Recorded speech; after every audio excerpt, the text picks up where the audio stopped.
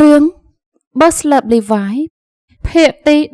12 Chang Han ចឹងរបស់ខ្ញុំជាហើយអរគុណដែរមើលថាខ្ញុំកំឡុងតែដឹកខ្ញុំឈឺអញ្ចឹងខ្ញុំគិតថាខ្ញុំគួរតែបដូរហើយម៉េច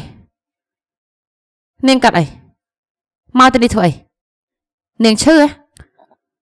ស្អីខ្ញុំសុខសប្បាយទេម៉ែនេះសម្បីតែឥឡូវខ្ញុំក៏មានសាច់មានឈាមជាងមុនស្រស់ថ្លាសប្បាយណាស់រឿងអីដែលខ្ញុំឈឺនោះមិនហើយចាមិនបាច់ចាំបារម្ភពីនាងទេលោកប្រធានឆឹងគាត់នៅទីនេះហើយគាត់ច្បាស់ជាមើលថែនាងហើយបានល្អជាមិនខានទេកុំបារម្ភអីស្រេចចង្រៃនេះមិនក៏ចិត្តតែមកបង្ហាញខ្លួននៅចំពោះមុខមិនហាញអញ្ចឹងនិយាយអញ្ចឹងនាងហើមើលតនាងដូចជាមានសាច់មានឈាមជាងមុនមិនមែនថានាងកំពុងតែមានផ្ទៃពោះដូចជាខ្ញុំដែរទេហើយម៉េចខ្ញុំនឹងផ្ដល់មេរៀនឲ្យនាងមួយដើម្បីកុំឲ្យនាងមករញ៉េរញ៉ៃនៅក្បែរប្រុសរបស់ខ្ញុំមនុស្សដូចជានាងមិនស័ក្តិសមនឹងនៅក្បែរមិនហាននោះទេពួកគេមានកូនជាមួយគ្នាហើយអូពិតជាដំណឹងដ៏គួររីករាយណាស់អបអរសាទរផងអ្នកទាំងពីរខ្ញុំគិតថាខ្ញុំនឹងហើយមិនត្រូវតែព្យាយាមបន្ថែមទៀតហើយមិនហើយនឹងឆឹងហានពិតជាមានតែបេះតំណងជាមួយគ្នាពិតមែនចាអរគុណច្រើនលោកប្រធានឆឹងយើងរៀបការនៅថ្ងៃទី11អញ្ចឹងយើងសូមអញ្ជើញអ្នកទាំងពីរទៅចូលរួមកម្មវិធីរបស់យើងផងអសិនជាអ្នកទាំងពីរទៅចូលរួមអបអរសាទរដល់យើងខ្ញុំនឹងមិនហៅប្រកាសជារីករាយពេញមួយជីវិតជាមិនខានទេចាអរគុណច្រើនហើយដែរអញ្ជើញតែខ្ញុំរវល់ហើយគ្មានពេលទេឈិនមិនហៅប្រុសចង្រៃរហូតមកដល់ឥឡូវហើយលើកនៅតែចាប់អារម្មណ៍ពីនាងនោះទៀតនាងនោះទៅស្រឡាញ់អ្នកផ្សេងហើយនាងលេងស្រឡាញ់លោកហើយនាងបំភ្លេចលោកហើយបន្មាត់ឈិនមិនហៅប្រុសចង្រៃប្រុសចង្រៃយប់យន្តតុនសោរីយេខែរះរេមិនក៏បាំងពពកតាំងតែពីបងកើតមករកគូសង្សារពំបានជួបជួនអោមាសបងអើយបានជួបហើយភ្លេចប្រាប់បុនភ្លេចកូនតាំងតែពីបានជួបជួនកើតទុកផ្ទួនពីពេញអោរាលោកនាងខំខ្លួនឯងនៅក្នុងបន្ទប់ពេញមួយថ្ងៃហើយនាងមិនព្រមញ៉ាំអាហារមិនព្រមចេញមកខាងក្រៅទេពិតជាគួរឲ្យបារម្ភខ្លាំងណាស់ឈិនមិនហៅវាមានស្អីល្អទេ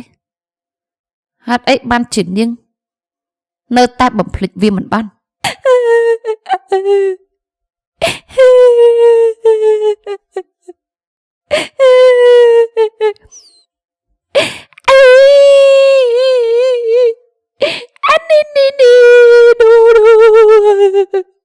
ហើយម៉េចនាងចង់យំយូរទៀតដែរទេហើយយ៉ាងម៉េចលោកចង់ឲ្យខ្ញុំធ្វើអីលោកចង់បិទសិទ្ធិសេរីភាពនៃការយំរបស់ខ្ញុំហ៎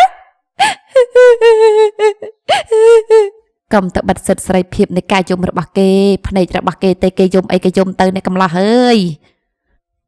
មានមនុស្សប្រុសល្អជាច្រើនណាស់ហេតុអី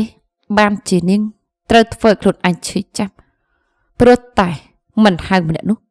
បារះម្នាក់នៅចំពោះមុខរបស់នាងហេតុអីបានជានាង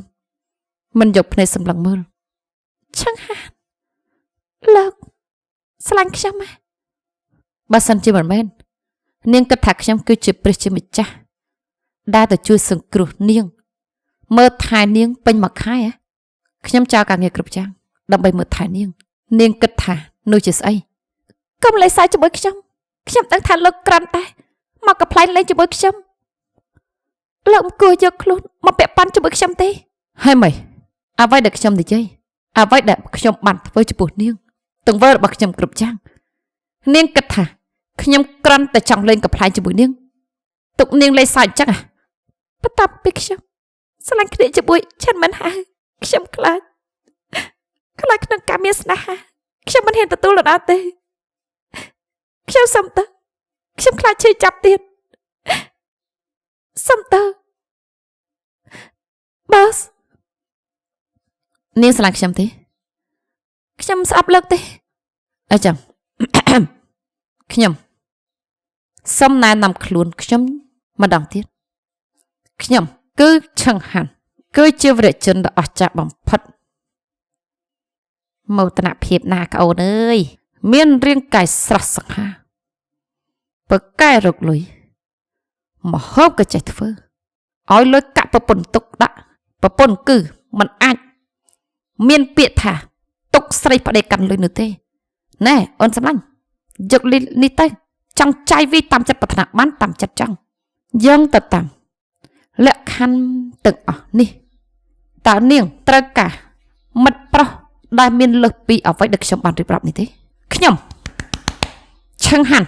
មានគ្រប់យ៉ាងដែលនាងត្រូវការតើនាងត្រូវការអីទៀតកញ្ញាសូមវិចារមកស្រឡាញ់គេទៅស្រឡាញ់ទៅពីក្អូនអើយទោះបីជាលក្ខខណ្ឌលោកល្អយ៉ាងណាក៏ដោយលោកកុំគួរអង្គុយលើចង្អេះលើខ្លួនឯងបែបនេះនោះទេហើយម៉េចខ្ញុំមកបានលេងសើចទេខ្ញុំបង្ហាញចិត្តស្មោះគ្រប់យ៉ាងឲ្យនាងបានឃើញអស់ហើយ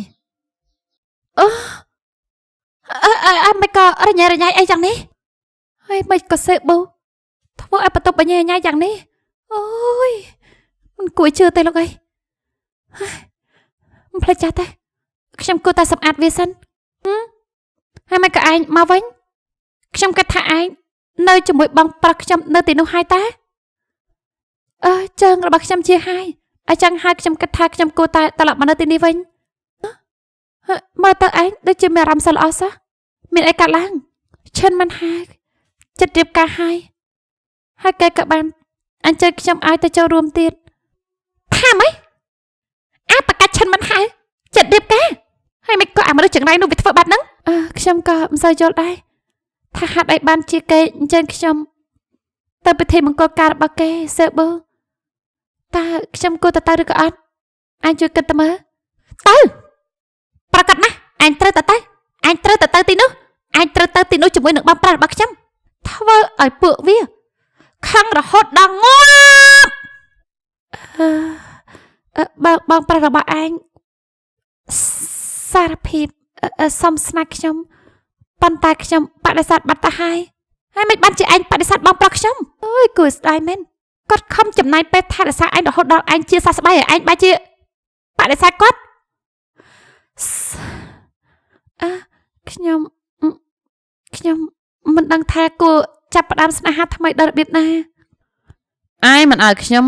ទៅផ្ទះឯងកាលពីខែមុនតើឯងមានលក្ខមនុស្សស្រីនៅក្នុងផ្ទះមែនទេពឹងមើលឯងនិយាយច្បាស់មើលហើយសេប៊ូមកចិត្តនេះយ៉ាងម៉េចដែរការងាររបស់នាងគឺល្អទេនៅទីនោះមានមនុស្សជាច្រើនដែលចាំមើលថែនាងហើយដូចជាតាមញ៉ាយនាងផងដែរណាហើយតំណងជាសេប៊ូហ្នឹងបានរកឃើញស្នេហាថ្មីហើយថាម៉េចតាមញ៉ាយបកាច់យល់ណាហ៊ានតាមញ៉ាយនាងហើយមានអីតេតូជាមួយឯងដែរហើយមិនក៏រំជួលចិត្តជ្រួលជ្រើមអីសម្បាម្លេះប៊ូមិនមែនជាប្រពន្ធរបស់ឯងទេនាងមានគេតាមញ៉ាយហើយវាមានតេតូអីជាមួយឯងឈប់ចំអកខ្ញុំទៀតទៅបានទេខ្ញុំដឹងថាខ្ញុំខុសខ្ញុំជាអ្នកខុសដែរធ្វើឲ្យសេប៊ូខូចចិត្តតែឲ្យជួយប្រាប់ខ្ញុំផងមើលថាពេលនេះនាងមិនតាន់មានថ្មីទេមិនទេទៅសួរនាងតែខ្លួនឯងទៅអីខ្ញុំមិននឹងអាចប្រឈមមុខជាមួយនាងនៅក្នុងស្ថានភាពបែបនេះទៅបានឯងមកនេះហើយខ្ញុំនឹងបង្ហាញឲ្យឯងឃើញអូ